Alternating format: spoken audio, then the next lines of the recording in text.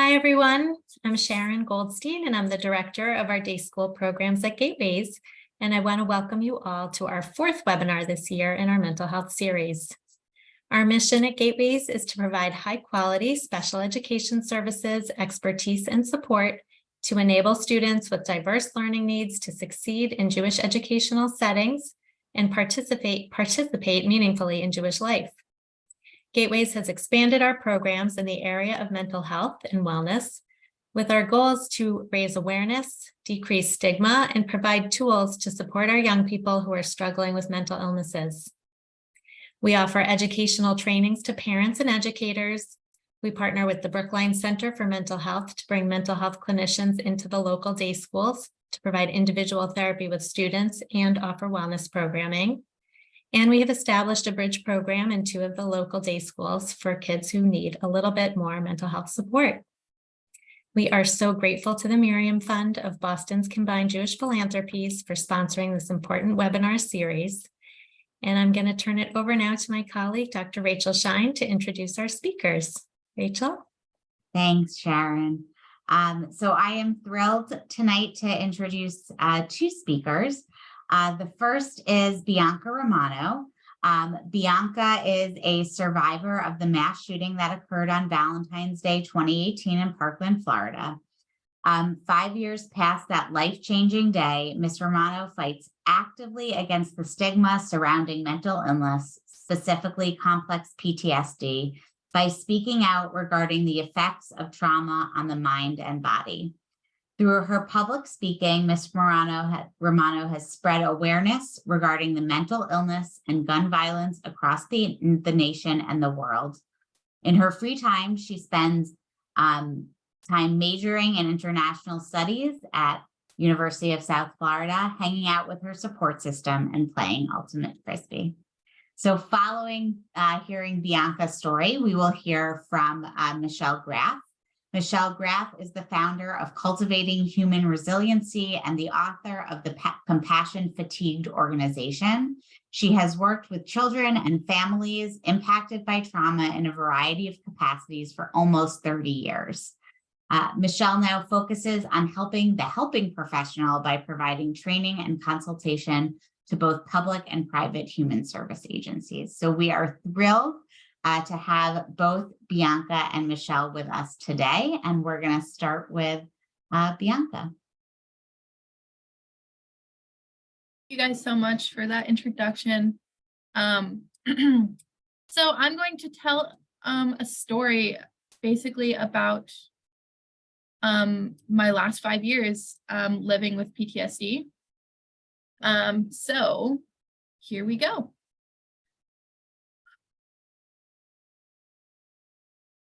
It was my freshman year of high school, Valentine's Day. I woke up and packed for school and practiced for my winter guard team. I walked out the door and my dad drove me to school. He dropped me off and I said goodbye. I walked into the gate seeing flowers, balloons, and Valentine's notes carried around the halls, then went to bay on first period. Biology next. We had a fire drill in the second period during a test. As I was changing classes from second to third, I sent a text to my mom saying, "Happy Valentine's Day. I love you, Mom," because she was asleep when I left for school that day. Then lunch was before the last period of the day. I sat next to my friend and met a new classmate, Kara. She seemed familiar, but this was my first time I formally met her. She had a big smile on her face, and my friend Leah asked me if I wanted to walk with them around the courtyard. I passed on their offer. English came last, fourth period with Mrs. Lyons and our student teacher, Miss Rower. We were writing an essay. One time dwindled, and I debated whether or not I was going to go to the bathroom. I thought, well, there's only about 30 minutes of class left. I'll wait till the end of the school day. Suddenly there was a loud bang, almost like someone hitting on metal so hard. One, and then another, and another. Before I knew it, my class ducked under my teacher's desk. We knew what to do in this situation. A code red lockdown drill had been talked about for weeks. The school was adamant on having the teachers show us the protocol for an active shooter drill. They played phone calls from the day of the Sandy Hook shooting to the teachers. Locate the safety zone in an area out of sight from the door. Turn the lights off and silence all devices. If the fire alarm goes off, do not get up. If someone asks to be let in, do not let them in no matter who they are. Wait for the safety code spoken by the principal to know that we were safe. That moment right after we ducked under the desk, I was confused. My heart was pumping and I didn't want to admit what was really happening. I was only halfway covered by the desk and sat in an awkward position. In my mind, I tried to assume that this wasn't real. They told us that there would be blanks in a code red drill. It's just blanks. You'll be fine. I turned off my phone. My family was not able to reach me. My classmate was sobbing and my other peers helped to console her. Some were calling their family members, telling them that they loved them. I had no idea what to do in that situation. Do I act like everything is okay? Do I panic? Do I cry? Should I call my family and tell them I love them? Another student called 911 and repeatedly said, Stoneman Douglas is getting shot up. Stoneman Douglas is getting shot up. I panicked in the awkwardness of the situation, and when I feel that way, I start laughing out of embarrassment. My friend Ashley and I were giving each other looks the entire time. We both seemed to think that what was happening wasn't actually what it was, right? The strange noises stopped for a bit, and we heard steps down the hall, then a jiggle on our doorknob. Our class lights were on, but our door was locked, luckily. I never processed what happened in that moment until many months later. The shooter tried to get into my classroom. Many minutes paused and suddenly the fire alarm went off. Nobody moved, but that was not the reality for the rest of the building. The third floor of the freshman building had no idea what had been going on the last couple of moments. Almost all the classrooms on the third floor started to evacuate in fear of a real fire. We had a fire drill that day, so now many thought a real fire must have been taking place. A hallway full of students and teachers caused chaos on the third floor when the shooter opened fire, killing many more. We heard more rounds of shots. They sounded distant, so we all relaxed as much as we could. Those 6 minutes were the longest moments of my life. Agonizing. Later, we heard the sounds of men in the hallway saying to open up. I heard the screams of girls next door, and in that moment, everything that just happened caught up to me. I was panicking, and Ashley looked at me and started sobbing. A couple minutes later, the police banged on our door asking to let them in. My classmates screamed for my teacher to open the door, and she called out saying she would in a shaky tone. Before my teacher could open the door, they smashed the glass and came in asking us to put our hands up. They ushered us out of the classroom. The hall was filled with smoke, covered in glass and gunpowder. Putrid smell of sulfur filled my senses. We walked single file down the hall. The police yelled out, "Look to the left," as we walked. I looked to the right and saw 2 bodies with no sign of life, a boy and a girl face down. I got out of the building, bent over and heaved, tears spilling violently down my face. My name is Bianca Romano, and I am a survivor of the shooting that occurred at Marjorie Stoneman Douglas High School 5 years ago, Valentine's Day 2018 in Parkland, Florida. The mass shooting that occurred my freshman year injured 17 and killed 17 in a matter of 6 minutes using an AR-15 acquired legally by a 19-year-old former student. I later found out Kara Lugren, the girl I met at lunch that day, was one of the victims. The boy and girl I saw in the hallway had been Luke Hoyer and Gina Montalto. Luke and I had been in school together since elementary.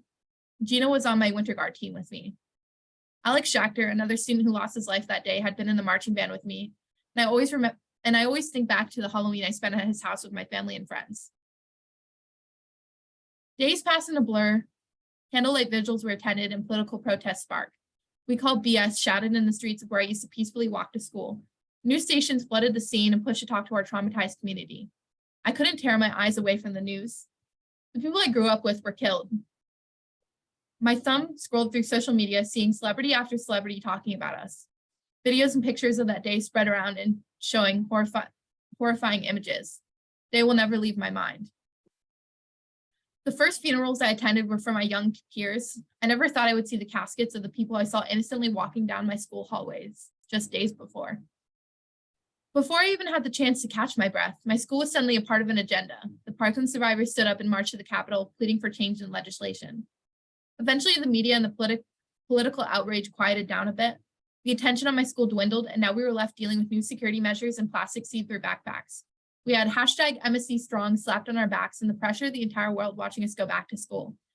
We felt like we were left to wipe our tears and lead a new political movement when days prior we had just witnessed our community crumble. No teacher was prepared to suddenly go back and teach high schoolers who just witnessed terrifying things, not even mentioning how traumatized the teachers were themselves. Every day, someone around me was set off by triggers. I felt guilty when I had a good day and saw others suffering. I was enraged when teachers would come in with a big smile and acted like nothing had happened. And then I also got upset when teachers brought it up and brought me down when I felt like I was managing that particular day. It was a lose-lose. There were no right or wrong ways, and everyone's stage was unique and could turn in a second. My parents asked me if I wanted to change schools or even move out of Parkland. But on one hand, the idea of abandoning my community seemed cowardly. and the thought of being around people with no clue or sensitivity towards my experience sounded lonely and isolating. But then going to school every day and walking past that building, a violent crime scene, and getting triggered by loud noises or screams, going through fire drills and seeing news reporters parked outside my school every few weeks or months made it even harder to move on. The tremendous amount of survivor skill I was experiencing pushed me over the edge. I asked for help from my school and family and was luckily supplied with a therapist soon after. Since then, I've been in and out of therapy for 5 years. I have been treated by 3 different licensed therapists using various techniques, as well as treatment with prescribed medication from my psychiatrist. But some students were still in a sense of freeze, pushing away any thought of it and just focusing on their studies. Others in fight, angry and emotional, arguing with administration. The few that were in flight left the school. Some of them flourished outside of the environment of Douglas, and others felt misunderstood by their new schools. Rumors began about the new class of freshmen in my sophomore year. They were dropping books and smashing glasses on purpose in the hallways to frighten students. A boy in my world history class that year was then arrested by the FBI for threatening to bomb a military base. Other students in my class told me he would show them videos of shootings that took place across the world. The environment at Douglas was extremely tense due to obvious reasons. I witnessed my friends fall into a dark place. Many used alcohol, drugs, and other harmful coping mechanisms to push the pain away. I saw my teachers suddenly have mental breakdowns in front of my class and leave school early. During spring break, 2 students from Douglas lost their lives to suicide. Once again, our community was shaken. We were given a day off and a week to focus on mental health in school, but it felt ingenuine and mechanical. It wasn't what we needed. So many of us were still struggling and we were expected to move on. People across the world, along with teachers and staff at our school, told us to get over it. I knew I had to fight against the stigma around mental health. I'm a firm believer in mental health treatment, not only for survivors with PTSD, but for the average person. I hope with the destigmatization of mental health, we can help to consolidate a plan to end gun violence on a global scale, as mental health is one cause of gun violence. Not only must we help those left after a traumatic experience, but also help to stop the next mass shooter by providing proper mental health treatment for all. The shooter from my school, Nick Cruz, was a broken kid. His mother struggled with drug addiction and his father was not present. He showed red flags as a young kid, killing small animals and having hostile behavior. The students at Douglas were afraid of him. He was on the FBI watch list and began acquiring guns. There were so many reasons as to why he should have been stopped before he committed this act of violence, but the system failed us and him frequently. After tragedies like the shooting at Stoneman Douglas, we tend to focus on the families of those killed, which indeed are important, but we forget the ones who survived. Us survivors are scarred in many ways, and the trauma is unlike any other pain. It's as much mental as it is physical. I still struggle day to day with triggers, even 5 days past that day. My parents grapple with secondary PTSD.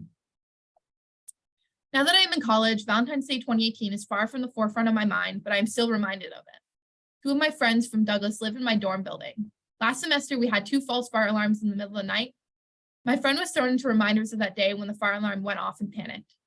A couple weeks ago, I found out about the suicide of someone I knew personally in middle school. It struck me. Sometimes it's not even the mental triggers that set us off.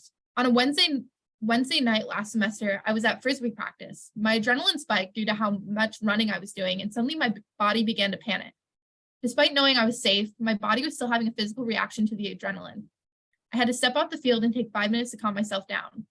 Our bodies behave differently due to our trauma. Our brains have been altered physically because of our trauma. Regardless of my bad days, I know I'm a strong and healed person. Witnessing my college peers fall down into their own bouts of depression and anxiety have shown that I put in the work to heal myself. You sometimes cannot wrap your mind around the fact that people want to hurt others in this way, but yet my generation still has to deal with the effects of a broken system, preparing for when it happens to them.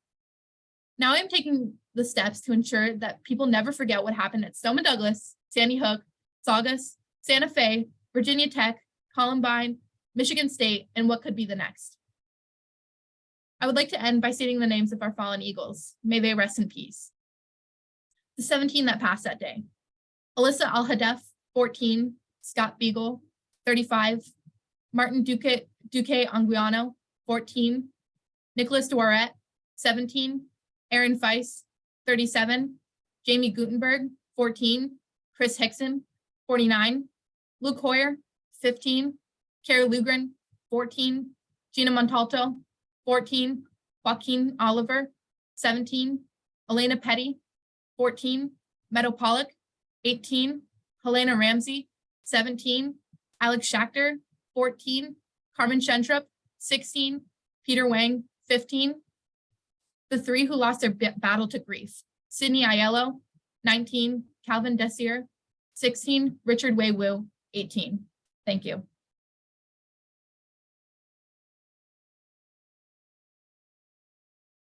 Thank you, Bianca, for sharing your incredibly powerful story with us, and it's much appreciated. We are going to have opportunities to ask Bianca and Michelle questions during the presentation.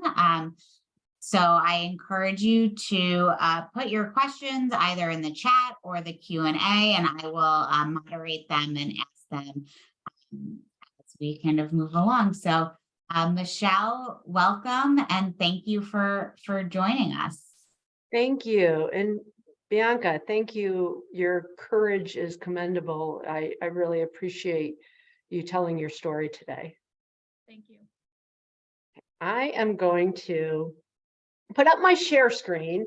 So the PowerPoint is going to go on the board, and you won't be able to see me talking anymore, but you'll be able to hear me. And when I give this presentation, I want you to just go ahead. If you have a question, put it in the chat, and I've already told Rachel, go ahead and interview me, because sometimes, or go ahead and interrupt me. Sometimes it's better to just ask the questions as we go. I'm going to go over a lot of stuff about the brain, or a little bit of stuff about the brain, because I think it's important in understanding our responses and how to build resiliency. But I'm going to try to go over it quickly and not get too muddled down in the details. So if I gloss over something and it doesn't make sense, please feel free to interrupt me. Okay.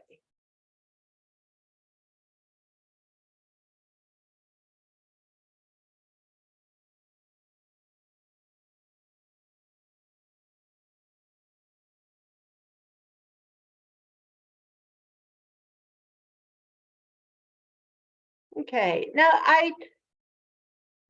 some of you might want to follow along in the activities with the handouts. If you want to, you can. You don't have to. That's just an option I wanted to provide for you to make this a little more interactive.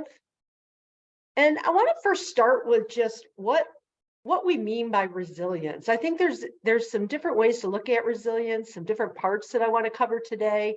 And the first is resilience really just starts with that self-awareness, being able to recognize when we're struggling, when we're being triggered, and just understanding, maybe have a little understanding of what's going on.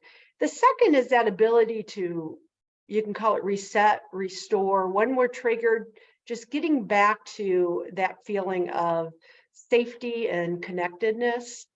And then lastly, the idea of bouncing. When we talk about resilience, we think about bouncing back. And I think the reset and restore is part of the bouncing back. But resilience is also about being able to bounce forward. It's about being able to take our experiences and what's happened to us and grow and learn some new ways to deal with things and learn from our experiences so we can continue to strengthen our ability to cope with new experiences or new problems or new situations. So as I said, I'm going to start with the brain. In this presentation, we're going to talk about, towards the end, some responses that, for those of you who are parents or teachers, that can help build resilience in your children and your students. But I also want to talk about your resilience. I think that's also an important part. And so we're going to start with your self-awareness. And so just to give a little understanding of the brain, and I am not a neuroscientist by any means, but I find it very helpful to understand what's going on inside our heads when we're responding to certain situations. It helps us maybe to choose better responses. So this picture of the brain, I love this because it really emphasizes the neuronal pathways. Years ago, when I went to school and I first learned about in undergrad school and learned about the brain. We learned about the different regions of the brain and what they did, what they were responsible for. But now there's a lot more knowledge and emphasis on the neuronal pathways between those regions. And really that's what makes up so much of who we are and how we respond in our behavioral responses. And these billions of neuronal pathways send messages from some parts of the brains to other, and they also connect to our body within the nervous system. So more than that, I want to just touch on a few different design elements of our brain that I think will help us help the other parts of my presentation make a little more sense. And the first is that our brain is developed, all those neuronal pathways are developed by two different things. One, our sequential blueprint that comes from our DNA, but the other is that our brain development is experience driven. In other words, the things that happen to us, both in our developmental years and throughout our life, help to change the way our brain forms and develops. It really helps drive those neuronal pathways. So the question of whether we are made of nurture or nature, it's really a little of both. Certainly our DNA and our sequential blueprint matters, but so do our experiences. The second design element I want to just touch on is that there's two different goals of our brain development, and that is, or our responses in general, and that is to survive. Our brain is always responding and doing things in order to survive the world we live in. But the second is to thrive, and that's something more than just surviving. I like to think of it, or I like to define thriving as growing, healing, connecting. All of that is doing more than just surviving. The thing is, though, our brain doesn't do both at the same time very well. We tend to be either triggered in a survival mode, or we're in a more of a regulated mode where we can do better to survive, to thrive. Both are important. Thriving doesn't matter if we don't first survive. So it's not that there's a good side or a bad side. We just have these two different goals of our brain development. The third design element that I want to just touch on is the interpretive functions of our brain. In starting with the role of perception. And this kind of goes back to the idea that our experiences matter. And that is, our brain is trying to figure out how to safely navigate the world it lives in. So it takes all that it learns from its experiences, and particularly the past experiences, and it forms a lens of how it perceives future experiences. Again, this is to help us better navigate. So a good example of this would be our brain knows from experience that shadow changes color, and shadow and light changes the color of things. So our brain, when we look at something, will autocorrect based on whether it thinks it's in sunlight or shadow.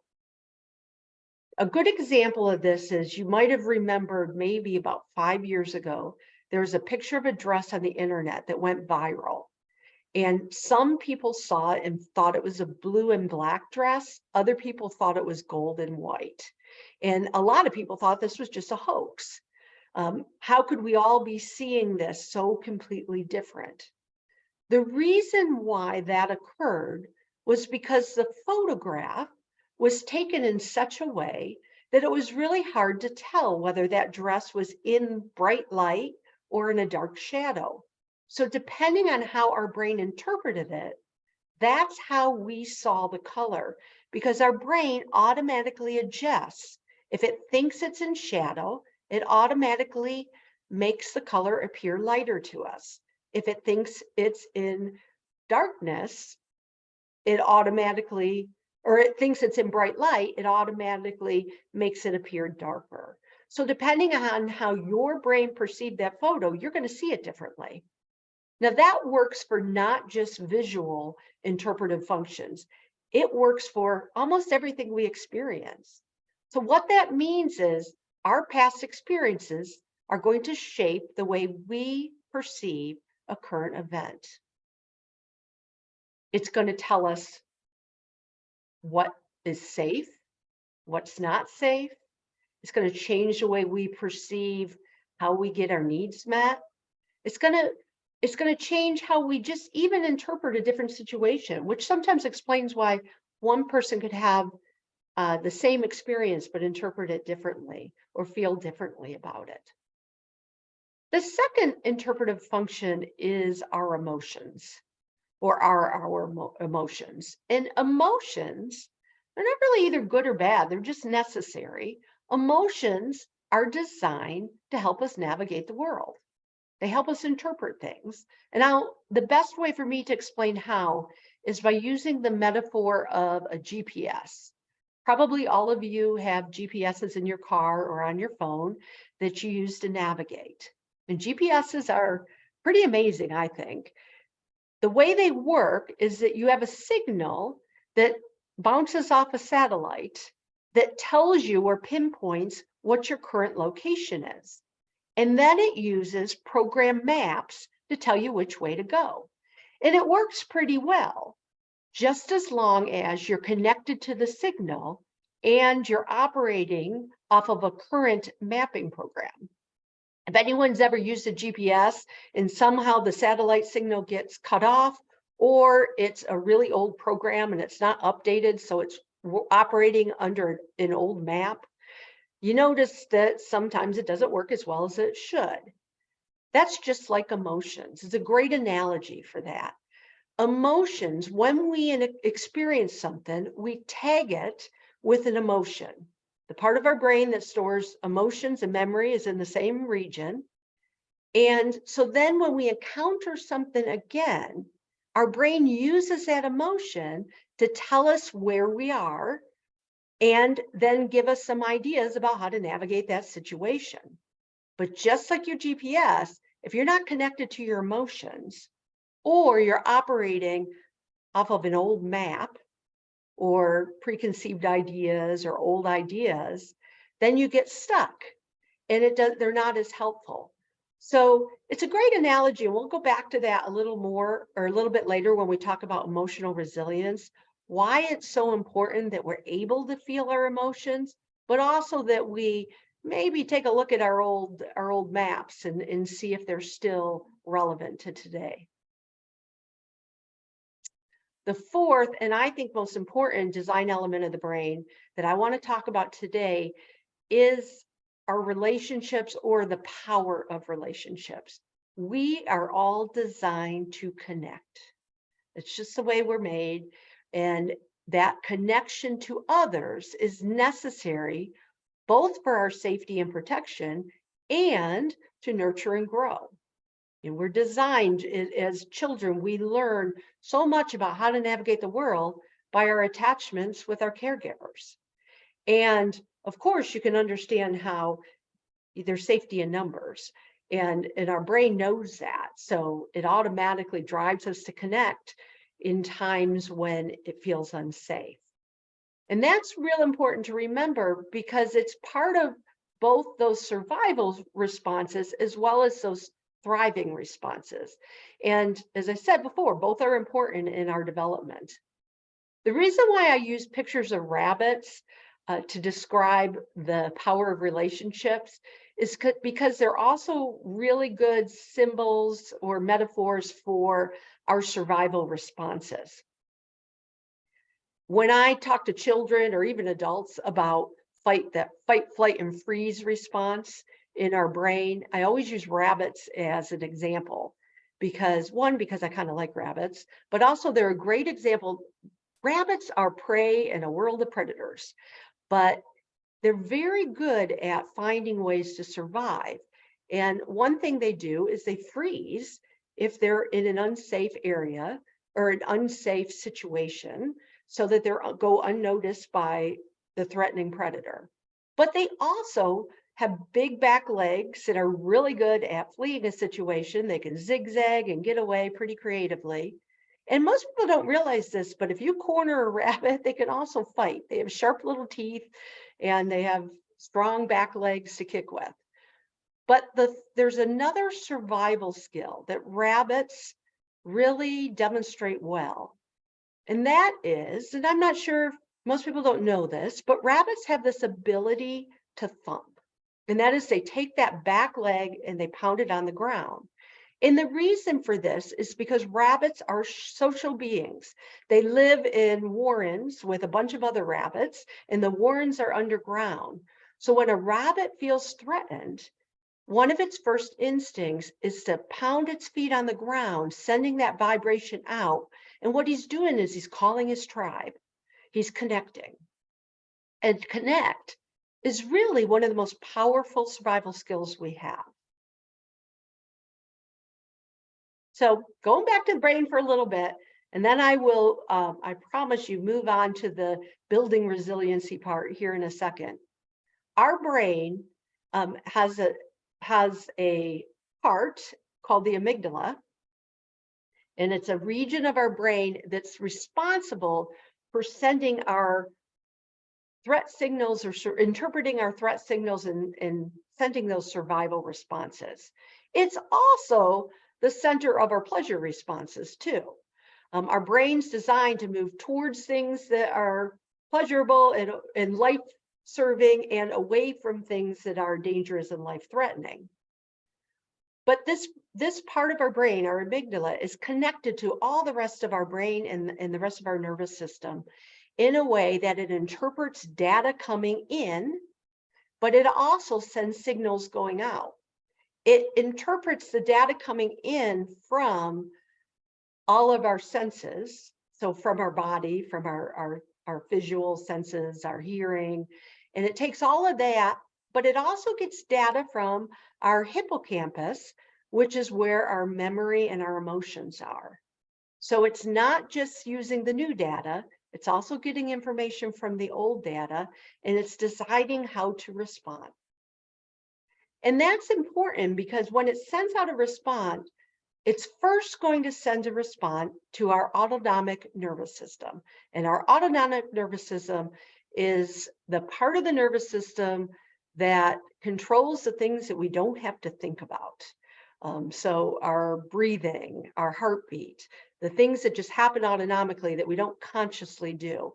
It sends a signal directly to there, and then there's a response. So I want to talk just a little bit about our nervous system response, because this is going to apply to our emotional and our cognitive and even our relationship responses. And that is our autonomic nervous system. It's divided into two different sides. There's the sympathetic nervous system response and the parasympathetic nervous system response.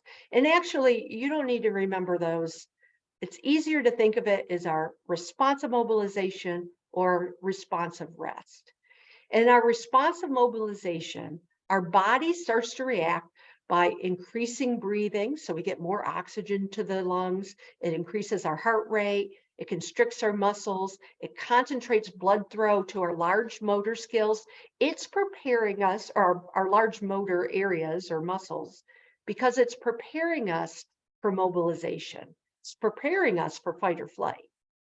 And so when we're really triggered into fight or flight, it's actually going to decrease our fine motor and our cognitive functions, and it's going to inhibit our digestive system because we don't really need those things. It wants to focus on the things that are going to gear us up to be able to either run or fight back. Now, the other side is our rest side, and that's really about homeostasis. It's about getting back when we feel safe to our normal level of breathing, our normal level of heart rate, and have all the functioning of our systems working well. Now, it sounds like that this rest side is the better side. In fact, you hear a lot of stuff about things we can do to trigger that parasympathetic response. But I think we have to be careful in demonizing this response of mobilization. Actually, when we're healthy and regulated, we go back and forth easily between the two sides. Sometimes you want to be mobilized. You don't always want to be at rest. In fact, courageous responses or responses of passion or compassion come from our response of mobilization. So we want to be able to go back and forth easily and stay in what we call a regulated state. And so this is maybe a better way to think of it. We have states of regulation, or I even like to think of them better as being safe and connected. And the extremes of those are where our fight, flight, and freeze come in. And those are when we're triggered into that survival response. Regulation involves both rest and mobilization. We need them both. Sometimes we do need to be courageous and respond. We witnessed a young lady here earlier who demonstrated that act of courage. I'm sure for her to be able to present, she had to be mobilized to do that. That's where courage comes in, but she was able to do it without being triggered into a fight or flight response. And so that was a great example of resilience.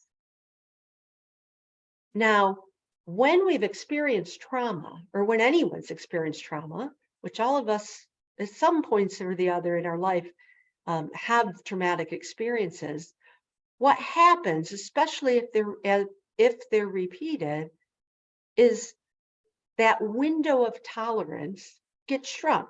In other words, things more easily trigger us into a fight or flight or freeze response.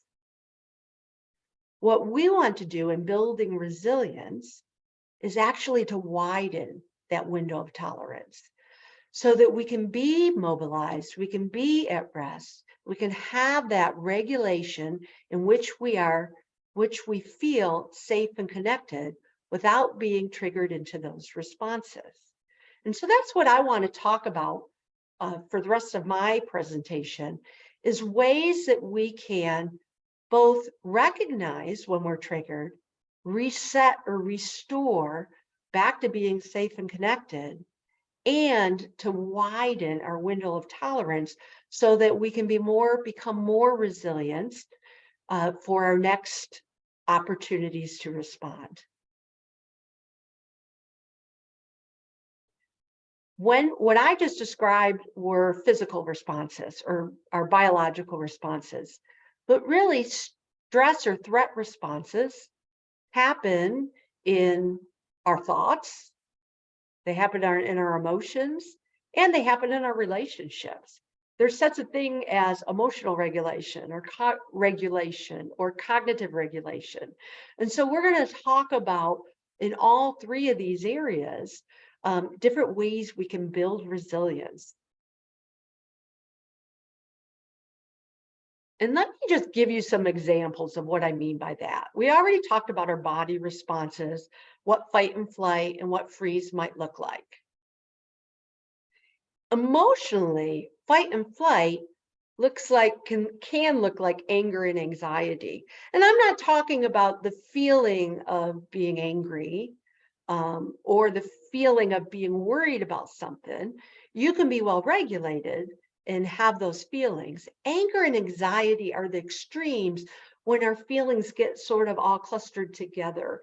And there's usually a physical and cognitive response that goes with that. On the other hand, our freeze response is numbing, is when we're not connected to that, our emotion.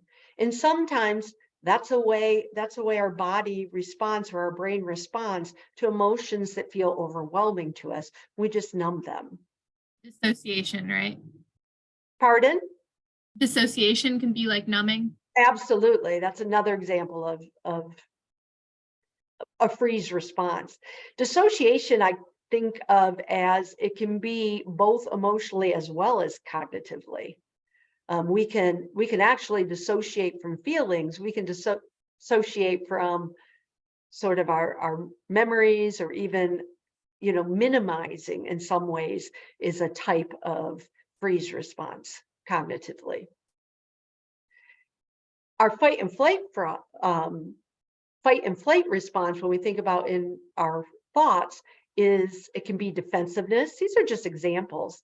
It also can be a distortion of our thoughts. We have sort of survival thinking, polarizing things is an example of survival thinking. And I'll go over a little more detail, some of the different ways our responses of fight or flight show up in our thoughts and emotions, as well as our freeze response. In our thoughts, oftentimes that looks like denial. I think when we look at our relationships, fight or flight can sometimes come off with threats, blaming, pacifying a situation. All of those are protective responses. And where our freeze can be disconnecting from those relationships. Again, these are just examples. I'm going to go through this in a little more detail. And I also want to say that we're all different. The idea of going over this is for you to just think about yourself and think about what some of the ways you might respond in our relationships that might demonstrate more of a fight or flight response or a freeze response, or in your thoughts or in your emotions. The other reason why I want to talk about this is, again, before we get into building resilience in teens, I want to talk about your resilience as a caregiver or a parent. And there's two reasons why this is important. One is because co-regulation happens when you have a connected, attached adult that is regulated, can practice or demonstrate self-regulation, and that influences another person. So in other words, if I'm able to self-regulate and I can influence a person that I'm in the room with, particularly if we have an attached relationship. Oftentimes you see that a lot in parent-child relationships. But I also want to touch on something called compassion fatigue. And many of you have heard this. This word is starting to be used more in broader settings. And it's the idea that when we are constantly experiencing the trauma of others, we're also we sometimes call that secondary trauma. Compassion fatigue is when we experience secondary trauma, as well as just the exhaustion, the physical exhaustion that sometimes can come along with being a caregiver. And it makes us feel like we are now depleted of compassion. So let me give you some other ideas of what that feels like. But first, I want to talk about a metaphor that helps me better understand what I'm talking about with compassion fatigue. Compassion fatigue is often described as being depleted of compassion, or feeling like we're drained of compassion. And if you work with others that require you to be compassionate and have compassionate responses, that can happen. But I'm going to give you a metaphor that maybe explains better what's actually going on when we start to feel this, what we call compassion fatigue. And I use the metaphor of the breaker box in your home. This is actually a photograph of my own breaker box in my basement. And if you've ever experienced trying to cook a dinner for guests and you have lots of different appliances plugged in, and then all of a sudden the power goes out. It might feel, if you didn't really understand how your house was wired, as if you are out of power. But what we know is we're not out of power. Actually, the power is still there. What happens usually is that one of these breakers gets switched on or switched off, and it stops the flow of power. Now, breaker boxes are designed for our safety. When it feels like the power is overloaded, it switches off for safety reasons. And all we have to do is unplug a few things, go downstairs and flick the switch, and the power actually gets moving again. So I like this as a metaphor for compassion fatigue, because when we are feeling like we are depleted of compassion, we are not. The reality is that compassion is replenishable. What's happening is our body or our brain is interpreting the compassion you're feeling and for the trauma and the hurt and the pain of others as something that's threatening. Because our brain does not always distinguish the difference between our pain and the pain of others. In fact, if we're very empathetic, it sometimes views them very succinctly. In other words, if you are listening to somebody's painful story and you're listening empathetically, you might also feel part of their pain. And so our brain is telling us, okay, enough, this hurts, I'm going to shut it off right now. And that's just a signal for you to just take a step back, but also not to just pull away and disconnect, but to flip the switch, to reset, so that we can continue to get that compassion flowing again. Because compassion is not only a trigger, it's also an antidote. We're designed to feel compassion and connect to others. And compassion can also be very empowering, because when we practice empathy within the context of boundaries and compassion within the context of boundaries and self-care, that connection that comes from it actually empowers our brain to recognize our ability to help or our ability to problem solve or take action as a reason for the brain to feel safe again. So we want to not avoid compassion. We want to learn how to practice and build those resilience muscles. Going back to compassion fatigue, though, and what it feels like, I do want to kind of touch on what some of those symptoms feel like, because I'm guessing, and you have this in your handout, and if you want to look at the handout and maybe even circle some of the things you recognize as sometimes feeling, it's very important to know when you need to reset. So cognitively, symptoms of compassion fatigue can start to feel like maybe cynicism. Sometimes we minimize the pain of others. Sometimes we have extreme or negative thinking. Sometimes we have intrusive thinking. Those are all symptoms of compassion fatigue. On the freeze response or the less mobilized response, our decision-making can be impaired. We can even minimize the pain of others, or dissociation, as we talked about before, can be a type of freeze response cognitively.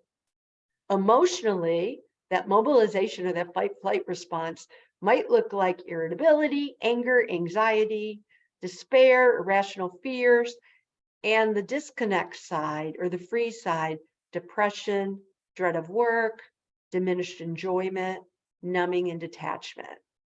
And then physically, it can come out as sleepiness, headaches, the freeze side, diminished energy, immobility, just not feeling like we want to respond anymore. These are just examples. Everybody responds differently, but it's important to start recognize what our symptoms are so we can then do something about it and we can learn to reset.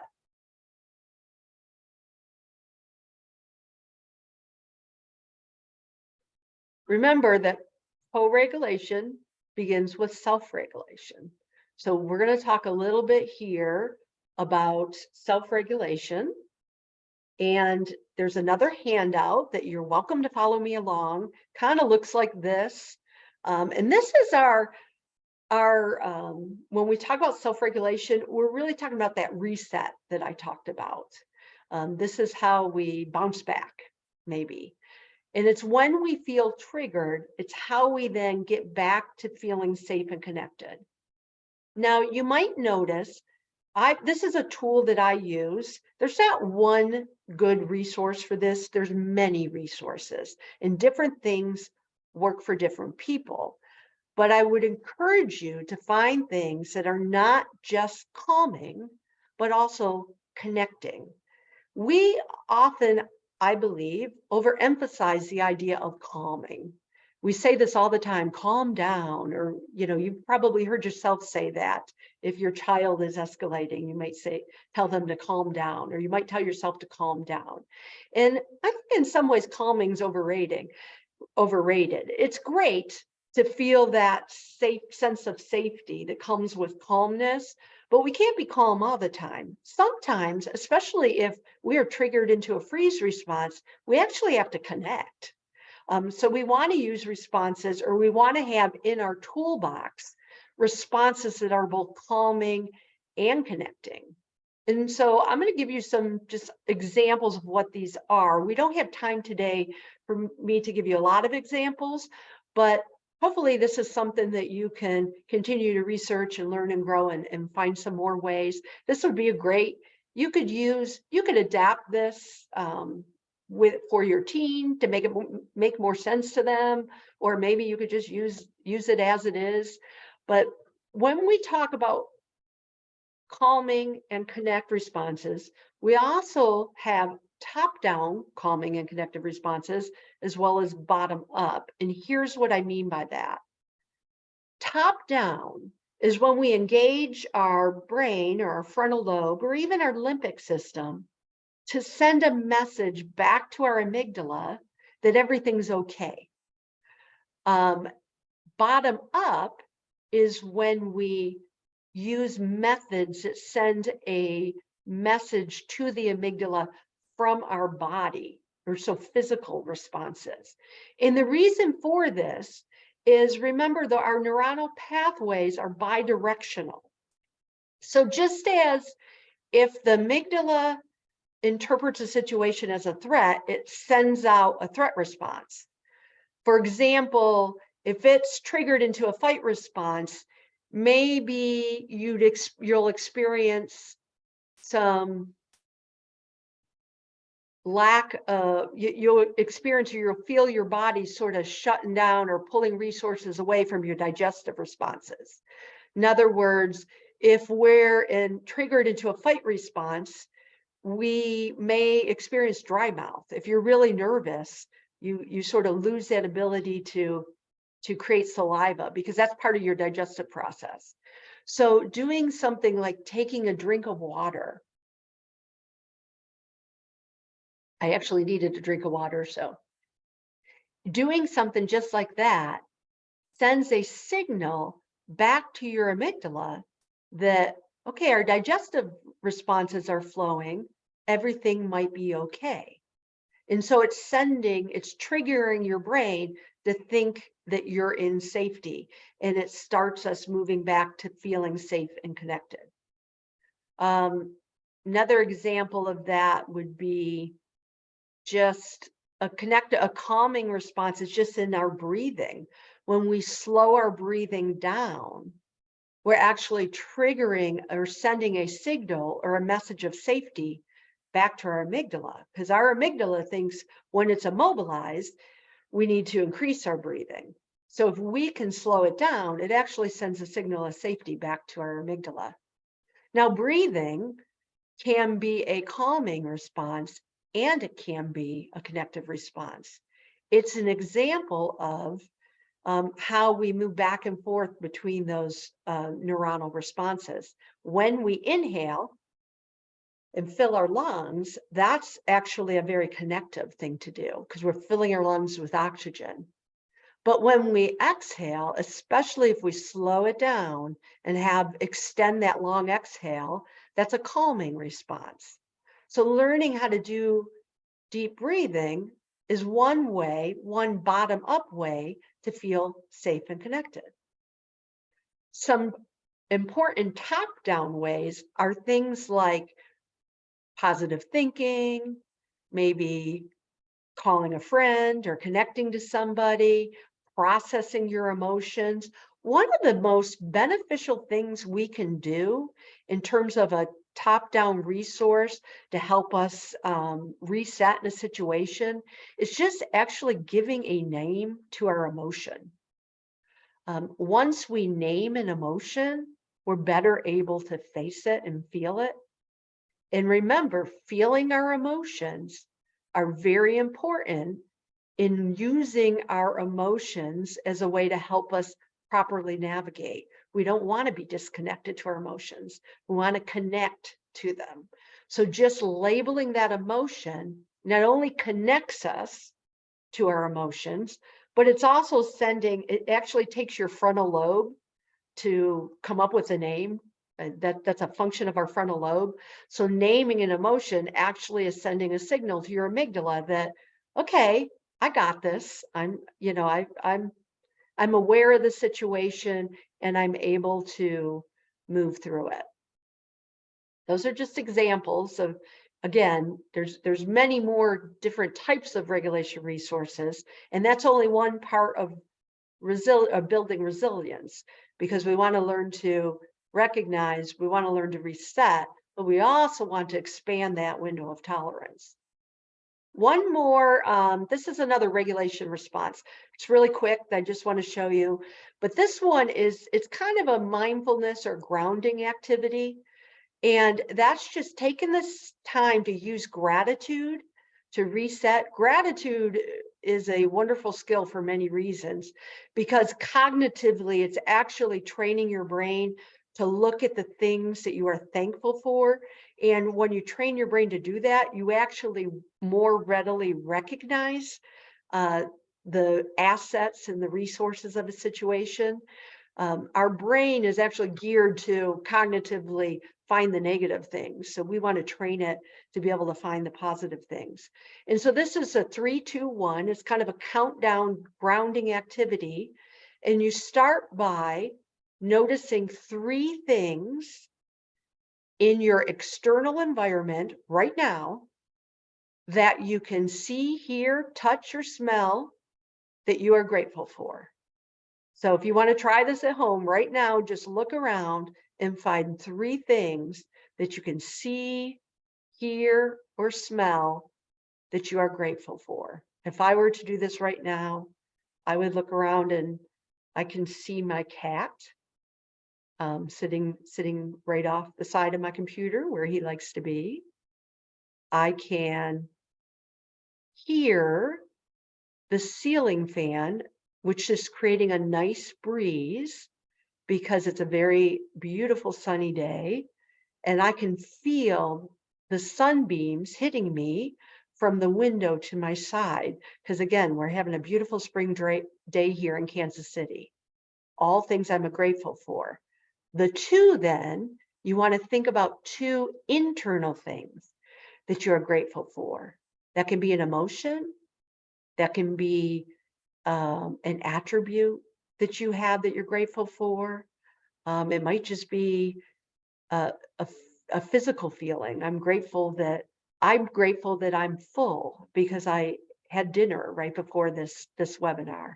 And then lastly, the 1 is think of 1 person that you're grateful for. And again, it's just a quick in the moment thing that you can do anytime, anywhere, where when you feel triggered, to kind of help ground, reconnect, and reset you back to safe and connected. Okay, now I want to talk about resilience. And I hope I'm not running out of time because I still have a lot more to cover. Am I You're good just on time? fine. Oh, am You I have fine? about 30 minutes left. Okay, wonderful. Thank you. That's helpful. Okay. So I want to talk about building resilience, and I want to talk about emotional resilience, cognitive resilience, and then get into relationship resilience and give you some ideas of relationship responses that can help build relationship resilience. So starting with emotional resilience, I want to first talk about, again, going back to that concept that we have regulations where we feel safe and connected, and then we have fight, flight, and freeze. So I talked before about how fight and flight emotionally tends to look like anger and anxiety. That's anger is kind of our fight, anxiety is our flight. But when we are regulated, it's not really about the emotion that we're feeling in itself.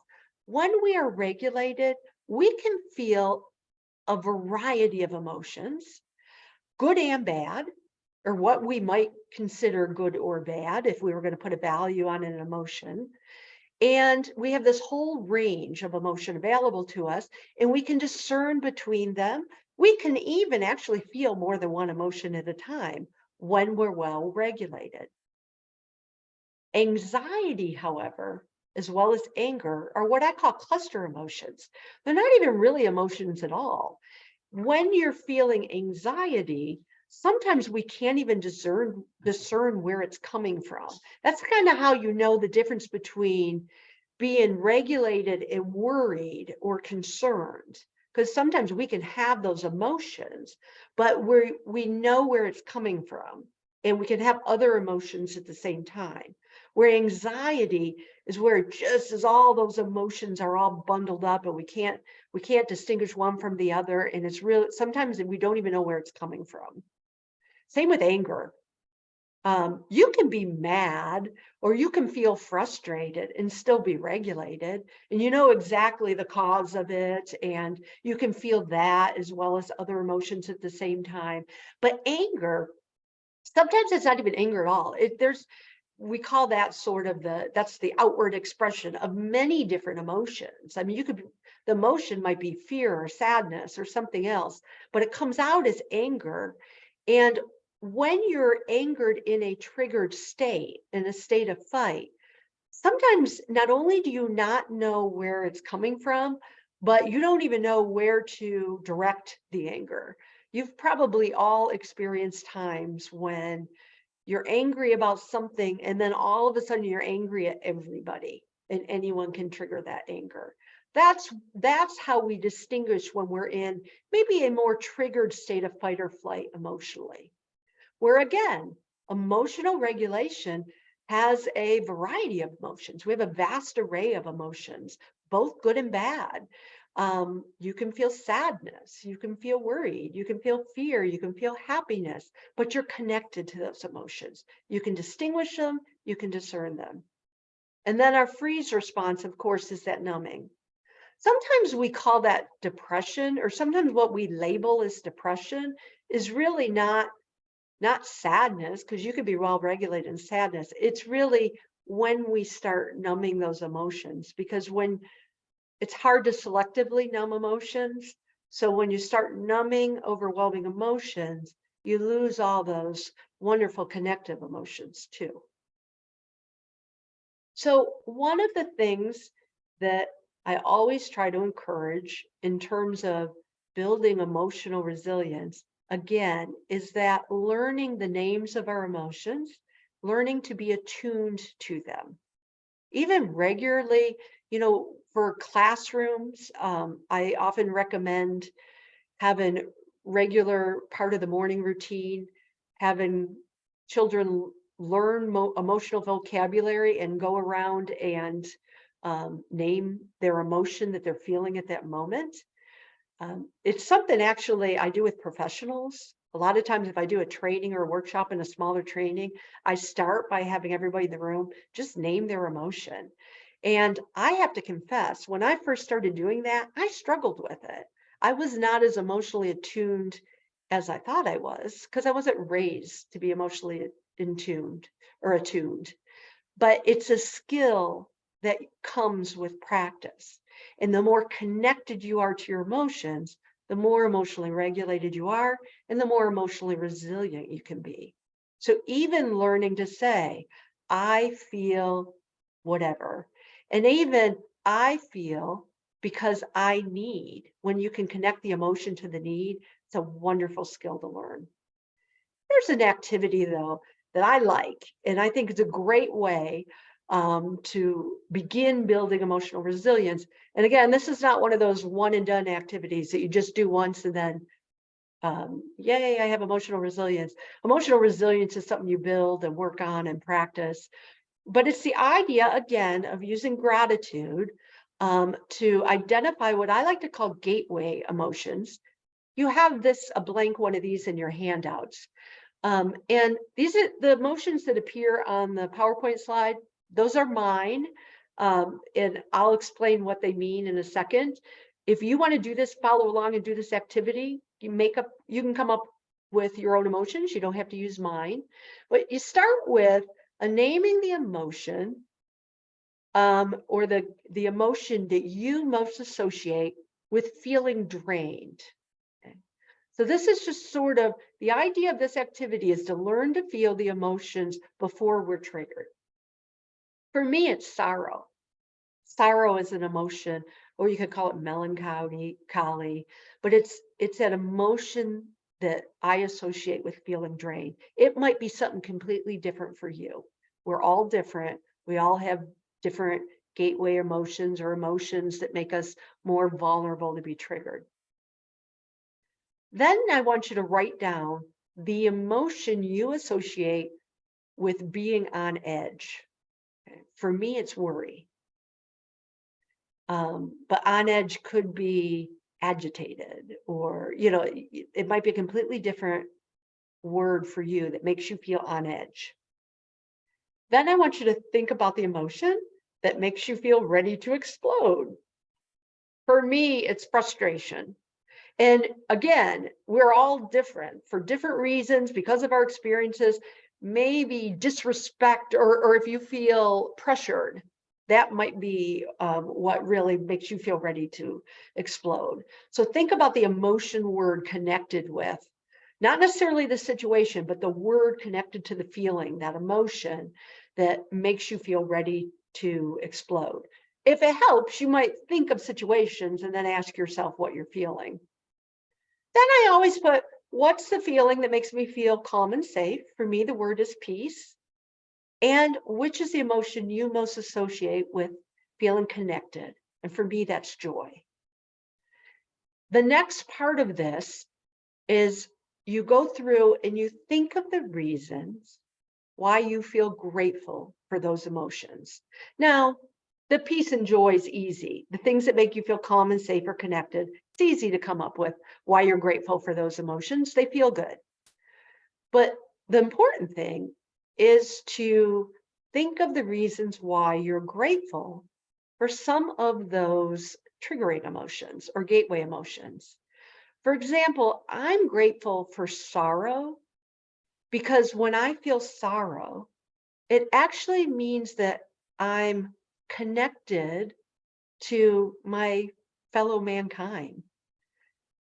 Sorrow is usually, for me, it's a feeling of grief or loss that only comes from really caring.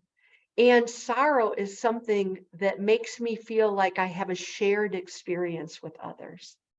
So it kind of makes me feel, in some ways, if I think of it that way, can make me feel grateful, or it can make me feel like I'm connected. When I look at worry is something I'm grateful for because it usually is kind of a signal that maybe there's something that needs my attention. And so it's an opportunity for me to think about what I can and cannot control. And that's really important to me to be able to make that distinction. Frustration for me is also a signal emotion, and I'm grateful for it because usually I'm frustrated because something's a barrier between me and a goal. And frustration is an opportunity for me to take a step back and reevaluate whether those goals are the right goals for me. So these are the reasons why I'm grateful for those emotions. Here's why we do this activity, or how it helps build resilience. It's because emotions are something that we want to learn how to lean into, not turn away from, because they're temporary. All emotions are good or useful or necessary, whether the ones that are feel good or not. And all emotions are temporary. They're part of being human. When we learn to lean into them, they actually eventually melt away, and we are more open to feeling the positive emotions. It's kind of a different way of thinking of emotions because most of us are kind of accustomed to stepping back. Now, of course, first you have to make sure you're not triggered. This is not a reset activity. This is an activity to do when you're feeling calm and connected. so that you can really explore the emotions and really sit down and identify why you're grateful for them and why they're important, so that the next time you feel them, you're more able to lead into them. I want to talk a little bit about cognitive resilience. Cognitive resilience is learning to, again, recognize and reset when our thoughts are triggering, but also find ways to not allow ourselves to get into those distorted patterns, or at least get stuck into distorted patterns of thinking. And remember, a lot of the way we think or view things come from our past experiences and are actually ground in our human survival instincts. But when we are regulated cognitively, we can discern different things. We can make decisions. We can think clearly. We can recognize fact from feelings and be able to separate our thoughts and our beliefs from our feelings or our responses. When we are triggered into fight or flight, our thinking can get very defensive and distorted. And cognitively, a lot of those are sort of survival response. An example that we could probably all recognize is when we start thinking in extreme or polarized ways. Everything is all this or all that. That's actually a survival response, because when we're actually needing to make quick decisions in a life-threatening situation, we don't have time for nuances. We need things to be either this or that so we can make quick decisions, so that we can triage resources. But most of the time, when we are not in threatening situation, we are better served to be able to see all the nuances, to be able to see things as a continuum. And so that you have an array of choices, not just one or the other. Another example of survival thinking or distorted thinking is we are designed to notice the negative more than the positive. And again, that's a survival response, because if you're in a survival situation, it matters that you see the threat. In fact, you're better off over interpreting the threat. Threats, the consequences of missing a threat is usually much more dire than the consequences of missing an asset or a positive side of the situation. So that's why we're wired that way. The problem is, if we can only see the threat, then we miss the resources and the assets and the strengths that we might be able to use to problem solve a situation. So learning or training our brain to see the good side of things, not being a Pollyanna, it's actually strengthening our cognitive resilience, and it's empowering us to be able to be better decision makers. Again, doesn't mean we ignore risk. It means we're opening ourselves to a broader array of choices. The other thing about our survival or distorted thinking is we tend to fall into the pattern of a scarcity mindset. And that's because when we're in a life-threatening situation, we just have to use the resources available to us now. So we tend to see things as finite. The fact is, most things in life are renewable. Okay, most resources, most things we have access to, we don't have to, things like love and compassion, we don't have to dole them out sparingly. And they're abundant. You don't run out of compassion. You just you renew more. But sometimes our mindset gets stuck in that scarcity thinking. The freeze mindset is, we talked about before, when we just really kind of dissociate, where the thinking becomes, our thoughts or the experience is so overwhelming, we just begin to dissociate from it. So here are some ways or some ideas to build cognitive resilience. This is just one. There's many more, and just really recognizing what it is. You can go on from this presentation, hopefully, and discover more ways to build resilience. But one thing I like to do, again, using gratitude, this is an activity I call the gratitude tree or tree of life. It's got a lot of different names. I have it in your handout, but we use labels and we use a tree as just a metaphor. But we start with the roots, and those are our inherited qualities or the things that are innate in us. I am tall. I didn't do anything to deserve that. It's just how I was born, but it sure does help me be able to reach things off the counter very well. So it's something I'm grateful for.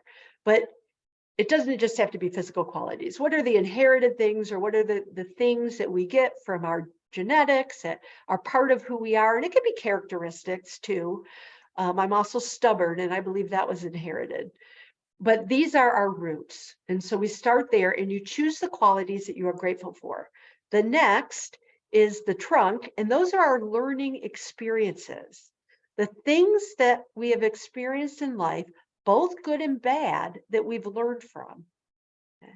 All experiences are an opportunity to learn and grow, even the traumatic and the challenging ones.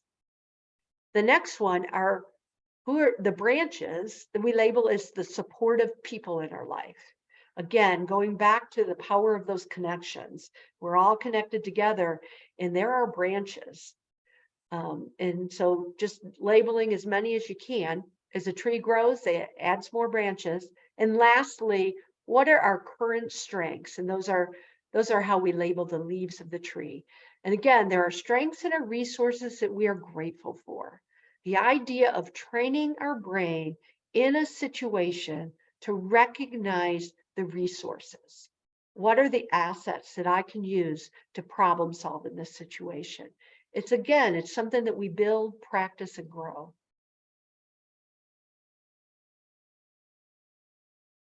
Relationship resilience. I'm just looking at the time, and this is a really important part. We actually can be triggered into fight and flight or freeze in our relationships. When we talk about relationship resilience or regulation, that's a weird word to use in relationships. But what we mean by regulation or relationship resilience, it's the ability to respond in relationships in a way that helps those relationships to function and grow.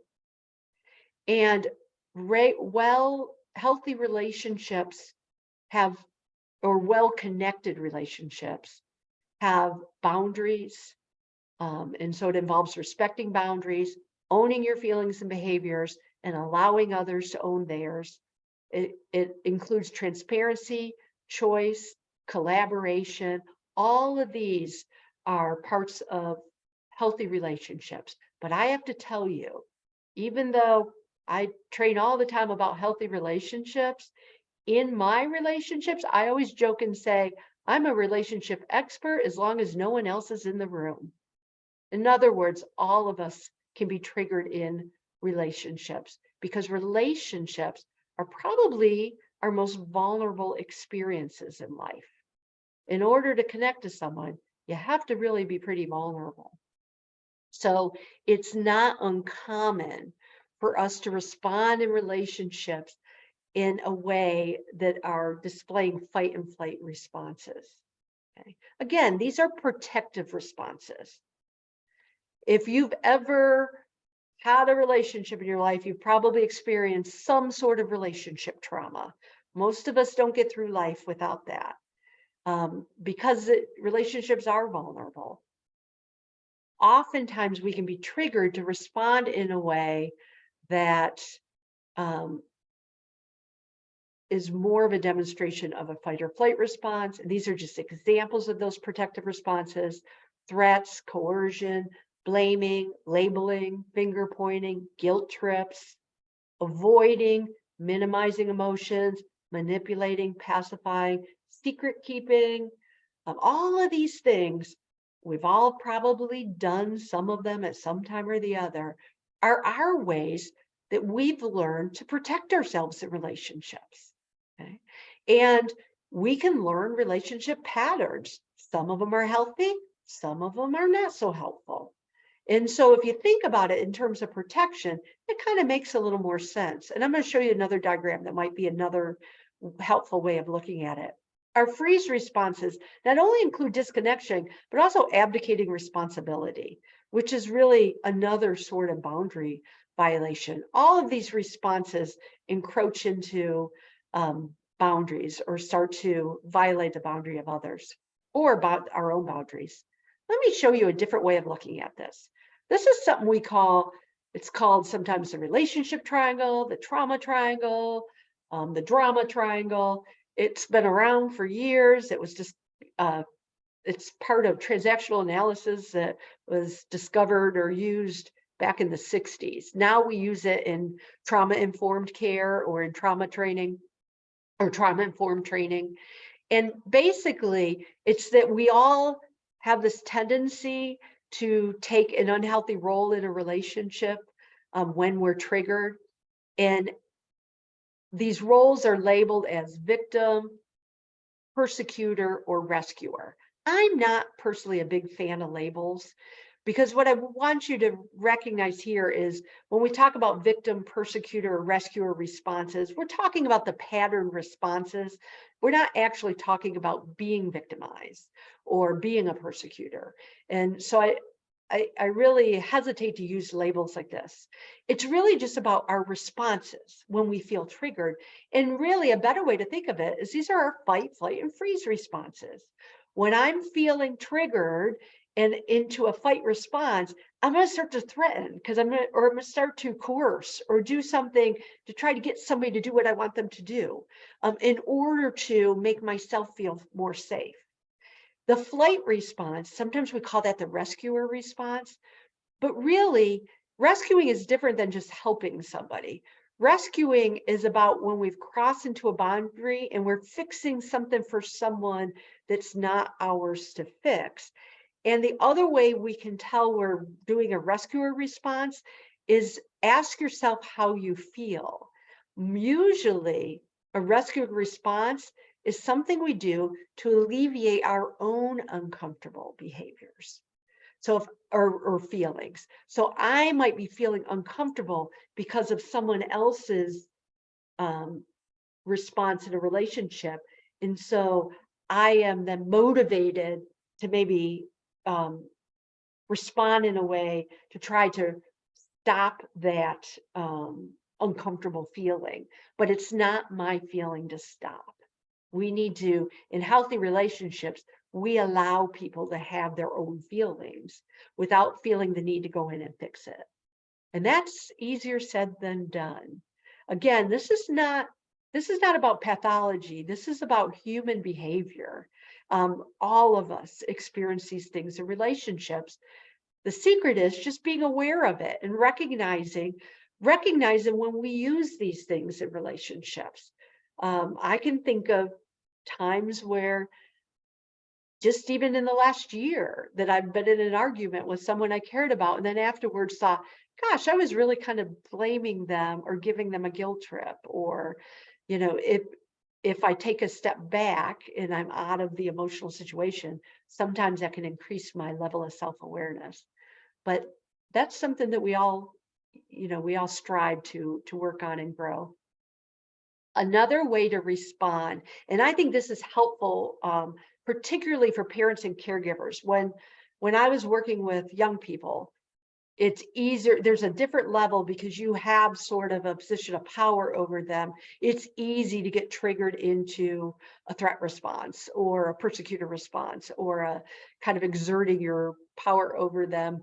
And it's easy to get really frustrated if they're not responding the way you want to respond. And so a better way of looking at it is to think of yourself as a coach. So instead of giving threats or ultimatums, probably a better way of saying threats, giving people options. And again, making sure, obviously, within the perimeters of what they can and cannot choose. I'm not suggesting that we just allow children to make decisions for themselves, but it's about allowing them to understand, being very clear about what the expectations are, and then offering options. And instead of being a rescuer, being a supporter or an ally is another way of looking at that. And it's where you're supporting the efforts of the other person, but you're recognizing, you're not taking away their ownership of their own thoughts, feelings, and choices. So they're just slightly different. The way I look at it is think about using choice and transparency as much as possible versus coercion and manipulation. Because even a well-intended response sometimes can be manipulative if we're not totally transparent about it. And again, I've been guilty of this myself. You know, I might try to reframe a situation for someone, but really I want them to respond. I want them to feel differently about it instead of allowing them to have their own response, and then being very transparent about, you know, offering them some different options of how they might look at it, is much better than just enforcing a reframe on them. Another way to choose responses is think about those what we call universal human needs of autonomy, belonging, and competency. All three of these things are needs throughout our development lifetime, and they're needs of all human beings. By autonomy, I mean feeling like you, the locus of control of your life is internal. Belonging means being connected to other, and competency means that ability to be able to master things for yourself. And when you think about what trauma is when these things are taken away from us. So anytime you can think of ways to give more choices and offer more autonomy, you're sort of counteracting the opposite of this is a trauma. In a trauma, it's when some external thing happens to us that we don't have internal or external resources to control.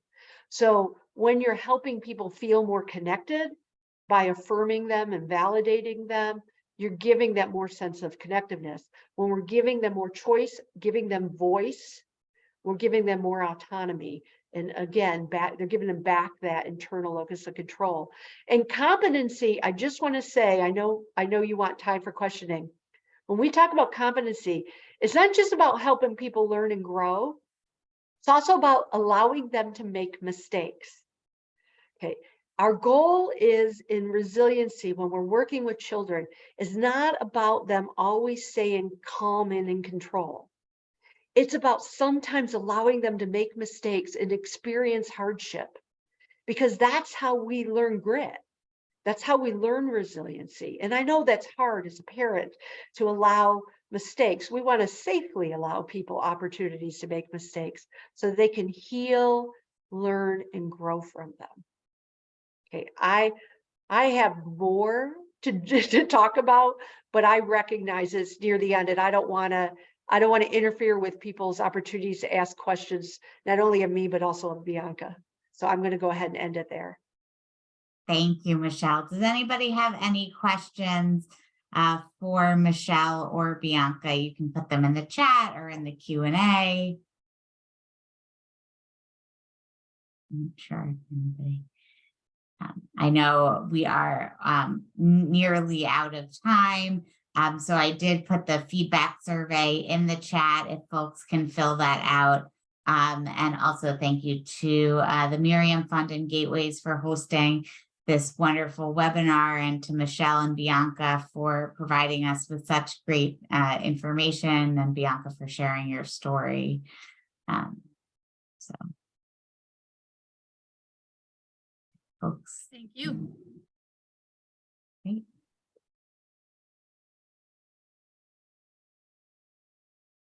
All right, well, thank you all for being with us today.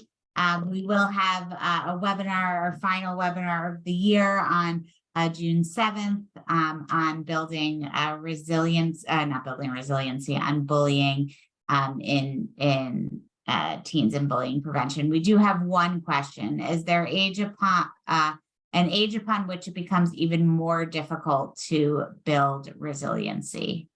So I don't know that I have some scientific answer to that, only that I can say, I hope not, because I'm still working on it. So I think I think resiliency is a lifelong learning process. Um, I have a little bit of a different answer. okay, good. So, with, let's say, so looking at, let's say, someone who has experienced a lot of trauma in their life, someone who is, qualifies to be mentally unstable in certain ways. They have like a mood disorder, like PTSD or something. Sometimes PTSD can then develop into a personality disorder, like bipolar, borderline personality disorder, very rare cases of narcissism and sociopathic tendencies, which obviously when trauma builds over time intensely, and nothing is done about it, then the body, that's the only way it knows how to cope, is to develop these mechanisms like that in these personality disorders. But I wouldn't say that there's necessarily an age for that. They say that, an old dog can't learn new tricks, which I think is partly true. Sometimes it is hard to get people who are older to accept new age ideas like mental health, resiliency, and such. But I think it is possible any age to begin your journey in healing. Well, that's why we want to provide the resources and the techniques to help build resiliency, is to combat some of the the stressors that exist when an individual has experienced trauma. Any other questions? Great. Well, thank you so much to Bianca and Michelle, and to everyone who joined us this evening. And we will send you the resources tomorrow. So great. Thank you. Thank you for having me. Yes, thank you.